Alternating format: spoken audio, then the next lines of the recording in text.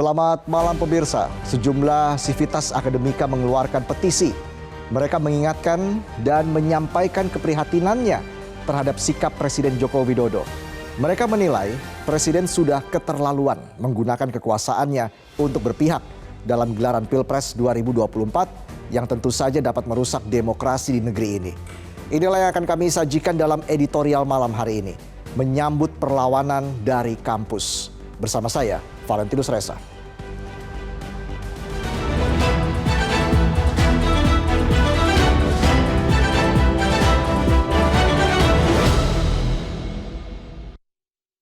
Menyambut perlawanan dari kampus.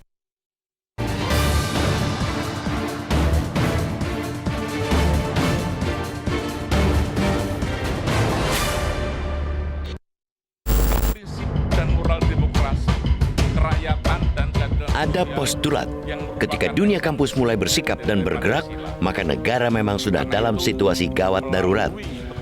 Ada pula aksioma, tatkala sivitas akademika mulai melawan, berarti penyalahgunaan kekuasaan oleh penguasa sudah keterlaluan. Itulah yang terjadi di negeri ini sekarang. Setelah lama memilih diam, kampus sebagai institusi akhirnya bersuara lantang. Sejumlah universitas ramai-ramai menyatakan keprihatinan dan menyerukan peringatan kepada penguasa, utamanya Presiden Joko Widodo. Mereka satu frekuensi bahwa Joko Widodo sudah terlalu jauh menyimpang dari tugasnya sebagai presiden dan kepala negara. Mereka satu kata bahwa Joko Widodo sudah terlalu liar mengabaikan etika dan merusak demokrasi. Keprihatinan, peringatan, bahkan perlawanan itu diawali oleh Sivitas Akademika Universitas Gadjah Mada atau UGM. Dalam pernyataan sikapnya, mereka mengeluarkan petisi yang isinya secara jelas dan tegas mendesak Presiden Joko Widodo segera kembali ke koridor demokrasi. Langkah UGM diikuti Universitas Islam Indonesia atau UII Yogyakarta. Melalui pernyataan sikap bertajuk Indonesia Darurat Kenegarawanan, mereka menyesalkan Jokowi yang semakin lupa atas sumpahnya untuk mematuhi dan menjaga konstitusi. Mereka menyebut penyalahgunaan kewenangan dan kekuasaan demi kepentingan politik kelompok kian menggila jelang hari H Pemilu 2024. Universitas Indonesia tak ketinggalan. Sebagai kampus perjuangan, mereka tak tahan lagi memendam keprihatinan atas situasi politik Indonesia yang kini menyimpang dari semangat reformasi dan demokrasi. Mereka menegaskan tatanan hukum dan demokrasi sudah hancur. Mereka mengingatkan etika bernegara dan bermasyarakat terutama terkait dengan korupsi dan nepotisme sudah hilang. Universitas Andalas Padang dan Universitas Hasanuddin Makassar pun telah bersikap. Kita yakin, sangat yakin, gerakan dan perlawanan atas kesewenang-wenangan penggunaan kekuasaan itu akan terus berdatangan bak gelombang dari masyarakat kampus. Sejarah membuktikan dunia kampus tak pernah berdiam diri ketika kontraksi demokrasi tak terkendali. Jika kampus mulai bersikap, bergerak, dan melawan, itu sebuah keniscayaan. Harus tegas kita katakan, demokrasi yang dengan susah payah dibangun bahkan harus ditebus dengan nyawa anak bangsa, kini sedang terancam hebat. Ada sejumlah indikator yang menguatkan penegasan itu. Indikator utama ialah majunya Gibran Rakabuming Raka sebagai calon wakil presiden setelah ada putusan Mahkamah Konstitusi yang proses pengambilannya diwarnai pelanggaran etika berat dan kental dengan intervensi politik. Gejala penyalahgunaan kekuasaan sangat kentara ketika Joko Widodo menyatakan presiden boleh berkampanye dan berpihak. Situasi pun kian memburuk dengan semakin gencarnya distribusi beragam bantuan negara oleh Presiden Joko Widodo yang diarahkan ke penguatan dukungan kepada pasangan capres-cawapres tertentu. Belum cukup, mobilisasi aparat negara tanpa malu-malu lagi dipertontonkan di depan publik. Semua itu merupakan penjajahan terhadap etika, moralitas, sekaligus menginjak-injak hukum dan konstitusi. Celakanya lagi, peringatan dan seruan dari banyak kalangan agar Joko Widodo sadar dan kembali ke jalan yang benar, bak masuk telinga kanan keluar telinga kiri. Lewat begitu saja, bahkan ada kesan semakin kencang seruan datang, semakin bersemangat dia memamerkan penyimpangan. Pada konteks itulah, genderang perlawanan dari dunia kampus memang sudah saatnya kembali ditabuh. Ia bisa membangkitkan perlawanan yang lebih besar dari kalangan yang lebih banyak lagi. Kita patut menyambut baik perlawanan itu agar Joko Widodo sadar diri jika memang masih punya nurani. Sebagai bangsa, kita pantang diam supaya demokrasi tidak benar-benar mati.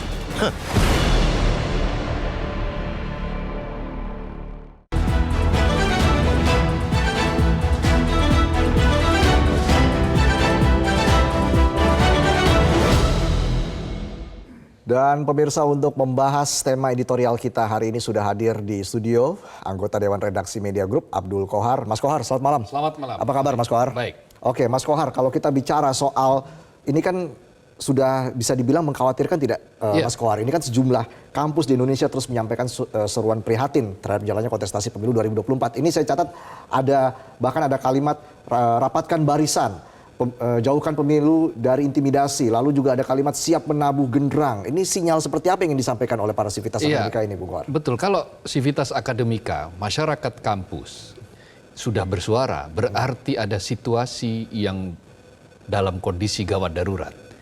Situasi seperti apa? Situasi demokrasi kita yang oleh berbagai kalangan itu disebut telah rusak, telah busuk, dan bahkan ada yang menyebut berada di ujung kematian. Nah, situasi-situasi semacam ini membuat kampus mulai bersuara.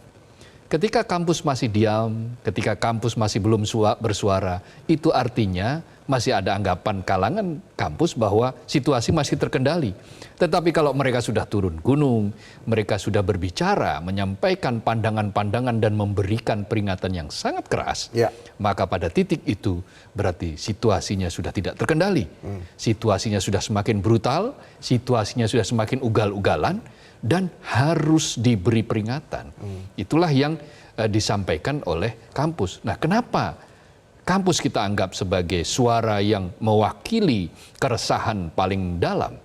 Karena kampus ini kan lembaga institusi akademis.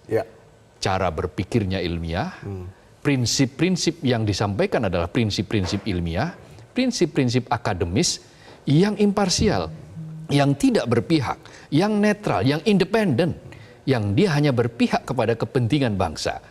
Dia berpihak, tapi berpihaknya adalah kepada keutamaan masyarakat, pada kemaslahatan orang banyak, pada kepentingan bangsa yang lebih besar. Kenapa, Vale? Karena kita lihat, kita saksikan, kita rekam sejarah yang sebelumnya lah. Ketika situasi tahun 1998, saat kekuasaan sudah berada di dalam posisi yang sangat monolit, sangat hegemonik, sangat eksesif, maka kalangan kampus mulai turun waktu itu. Tidak hanya sivitas akademika, tetapi juga mahasiswa. Dan ada pemicunya juga saat itu. Dan ada pemicunya, yang pemicunya juga dari wilayah kampus. Kematian di Trisakti, lalu kemudian diikuti oleh kampus-kampus yang lain. Maka ini menjadi tanda-tanda bahwa situasi ini harus dihentikan. Situasi ketidakberesan, situasi kekarut-marutan, situasi merusak demokrasi yang sudah dipertaruhkan bahkan oleh nyawa para pahlawan reformasi, itu harus dikembalikan kepada relnya, dikembalikan kepada kesejatiannya, yaitu substansi demokrasi yang sebenar-benarnya. Demokrasi yang tidak direcoki, demokrasi yang tidak dikotori atau dirusak oleh pemimpin tertinggi di Republik ini. Bagaimana dengan cara cawe-cawe. Mengembalikan ke rel yang benar ini bagaimana? Ya, semua pihak itu harus memberikan peringatan. Semua pihak harus menyambut peringatan, seruan, bahkan mungkin perlawanan dari dalam kampus ini. Mengapa? Karena ini upaya penyelamatan demokrasi. Apa yang dilakukan kampus ini adalah penyelaman demokrasi, dan karena itu masyarakat, publik, calon pemilih, semua masyarakat Indonesia yang masih menyisakan nurani untuk demi kebaikan di negeri ini, maka ya lakukan perbuatan, lakukan segala tindakan yang memungkinkan untuk menyelamatkan demokrasi. Kalau dia adalah pemilu, maka pastikan bahwa pemilu tidak akan dicurangi. Ketika kampanye, jangan memberikan kesempatan kepada siapapun untuk menodai kampanye dengan politik uang, dengan politik bantuan, politisasi bantuan untuk kepentingan elektoral, atau masyarakat lakukan. Penyelenggara pemilu segera lakukan tindakan yang memang harus dilakukan. Jangan hanya didiamkan. Jangan hanya karena yang melakukan itu adalah pucuk pimpinan tertinggi di Republik ini, maka KPU kemudian menjadi, atau Bawaslu kemudian menjadi jengah, katakanlah seperti itu. Wasitnya tidak berani meniup peluit. Karena bintang lapangan sedang bermain, katakanlah begitu, maka peluit tidak kunjung berbunyi. Peluit jadi majal, tidak bisa berbunyi. Mau ditiup ragu-ragu, tidak bisa seperti itu. Fairness harus ditegakkan. Netralitas harus dijalankan oleh para punggawa negara. Termasuk imparsialitas, tidak berpihak pada manapun, harus mulai ditegakkan. Dan kalau itu tetap dilakukan, masyarakat harus melakukan perlawanan dalam bentuk macam-macam. Bisa mengawasi, bisa menekan, bisa melahirkan seruan-seruan yang semakin banyak, yang bisa menyebabkan kemudian ya Jokowi sadar bahwa dia sudah terseret terlalu jauh untuk merusak demokrasi. Bicara soal pengawasan, bukankah DPR juga harus bersikap di sini, Bung Kohar, untuk mengawasi presiden agar tidak melanggar etika dan juga norma hukum? Ya, persoalannya kan sekarang DPR sedang banyak yang ke daerah ya, karena mereka juga sebagian besar sedang bertarung lagi untuk pilpres untuk pemilu legislatif di 2024 ini. Jadi ya tentu saja kalau hari-hari ini Vale misalnya ke DPR, maka ya di sana meskipun nggak ada masa reses, tapi akan sulit menemui calon jadi anggota legislatif karena mereka juga sedang berkampanye, dan itu ya wajar-wajar saja. Jadi memang dari segi pengawasan Bawaslu juga sebenarnya masih lemah atau seperti apa nih Bung Kohar? Iya, sangat lemah karena kita lihat beberapa kemarin sempat memberikan harapan. Misalnya ketika ada pelanggaran kampanye di Car Free Day, tetapi faktanya tidak ditindak lagi. Tidak ada sanksi yang jelas. Seperti apa itu kan? Baik, nanti kita juga akan membahas sebenarnya apa yang menjadi pemicu begitu sehingga Civitas Akademika ini bersuara lantang, dan ini mungkin bukan yang pertama, kedua, atau ketiga. Mungkin besok-besok juga kita tidak tahu Civitas Akademika mana lagi yang akan bersuara atau menyerukan perlawanan terhadap demokrasi yang memang jalan demokrasi sudah keluar rel begitu ya, khususnya Presiden Jokowi. Nanti kita bahas sesaat lagi, pemirsa tetaplah bersama kami di Editorial Malam.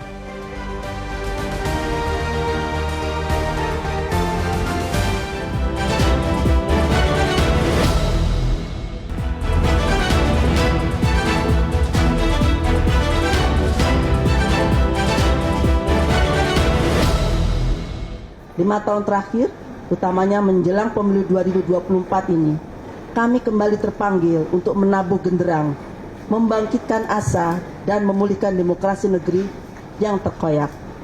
Negeri kami nampak kehilangan kemudi akibat kecurangan dalam perebutan kuasa. Nihil etika, menggerus keluhuran budaya, serta kesejatian moral bangsa. Kami, warga dan alumni UNERS Indonesia, prihatin atas hancurnya tatanan hukum dan demokrasi, hilangnya etika bernegara dan bermasyarakat, terutama korupsi, kolusi, dan nepotisme yang telah menghancurkan kemanusiaan serta merampas akses keadilan pada kelompok-kelompok miskin terhadap berbagai hak yang berkaitan dan kelayakan hidup.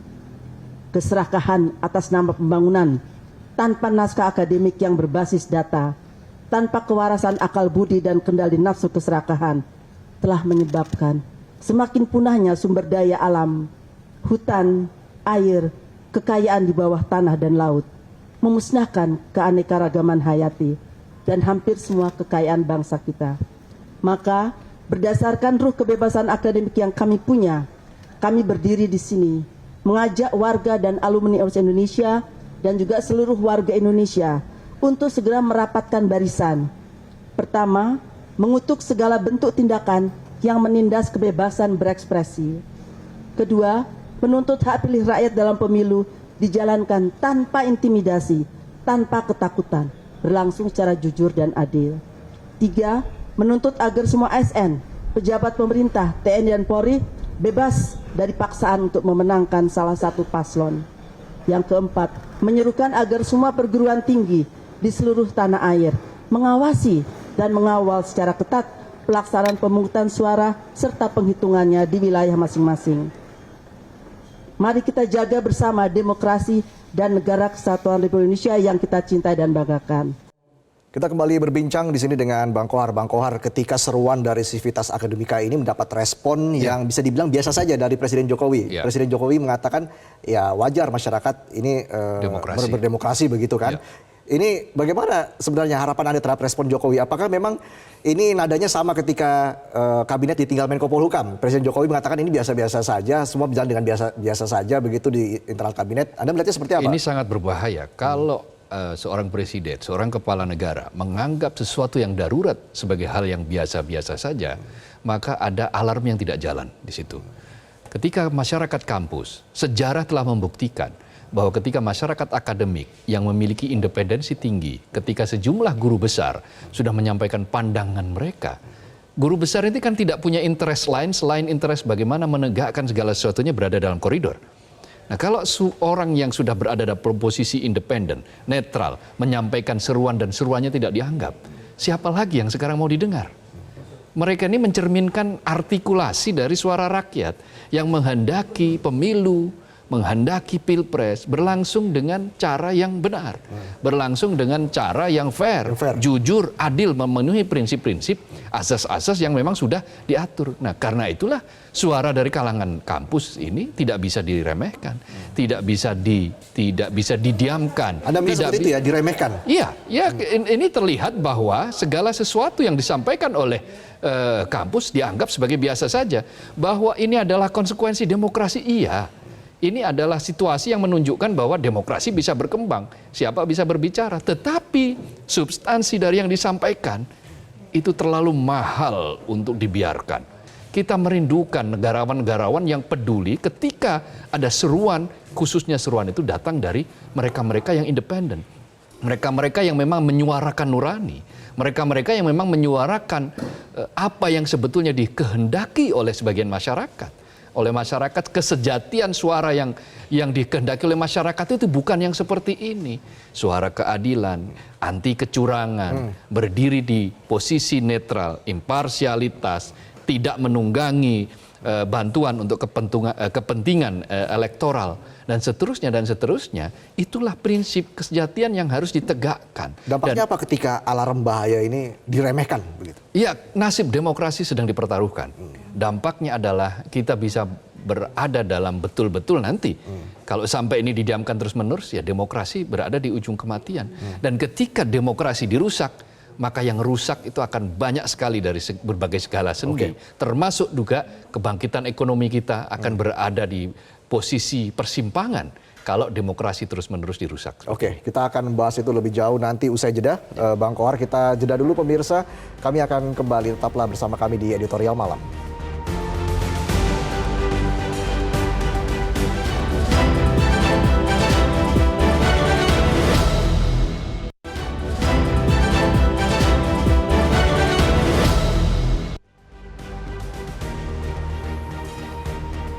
Baik pemirsa, inilah polling yang kami lakukan dengan pertanyaan apakah petisi dari sejumlah Civitas Akademika akan mengubah sikap Presiden Jokowi untuk netral. Jawaban mayoritas tidak, 94%, yang menjawab ya hanya 6%. Dan kita akan melihat komentar dari warganet. Yang pertama dari @hari_SPHN, ada yang sedang dan sudah terlanjur dibutakan kekuasaan. Kita lihat komentar berikutnya dari @Rico_Andreano. Kampus sedang bergerak, berarti negeri ini sedang tidak baik-baik saja. Bung Kohar, kalau kita lihat Civitas UI ya dalam deklarasinya juga meminta Presiden untuk tidak memanfaatkan institusi kepresidenan untuk memenuhi kepentingan politik keluarga melalui keberpihakan pada salah satu paslon. Apakah semakin kesini artinya semakin kentara ini Bang Kohar, dan bagaimana cara pengawasannya ini seperti apa Bang? Iya kan, ketika Jokowi menyampaikan dukungan secara mulai telanjang dan terang-terangan, maka kampus juga akan terang-terangan menyatakan bahwa peluit yang dibunyikan itu sangat keras dan sangat panjang. Artinya peringatan yang diberikan sangat keras dan itu wajar karena kampus berkepentingan untuk mencetak negarawan. Nah, negarawan itu ya orang yang sudah selesai dengan dirinya sendiri. Ya. George Washington adalah salah satu negarawan yang menolak jabatan periode ketiga. Alih-alih dia memaksakan apakah putranya atau ponakannya atau dia sendiri, tidak. Bagi George Washington, enough is enough. Dan ini kemudian menjadi presiden. Hingga 150 tahun kemudian, tidak ada presiden Amerika yang sampai periode berikutnya ketiga. Baru muncul kemudian Franklin Roosevelt karena ada Perang Dunia Ketiga. Intinya adalah suara kampus ini adalah suara nurani yang menghendaki bahwa kekuasaan yang terlalu sudah abuse, sudah melanggar, harus diberi peluit dan harus diingatkan. Dan para pemimpin juga sadar akan etika Ya, kenegarawanan seperti itu ya. Ya. Bang Kohar, terima kasih. Anggota Dewan Redaksi Media Group, Abdul Kohar, sudah bergabung bersama kami Terima di kasih. Editorial Malam. Sehat selalu Bang Kohar. Dan pemirsa, itulah Editorial Malam untuk hari ini. Saya Valentinus Reza, pamit undur diri. Sampai jumpa.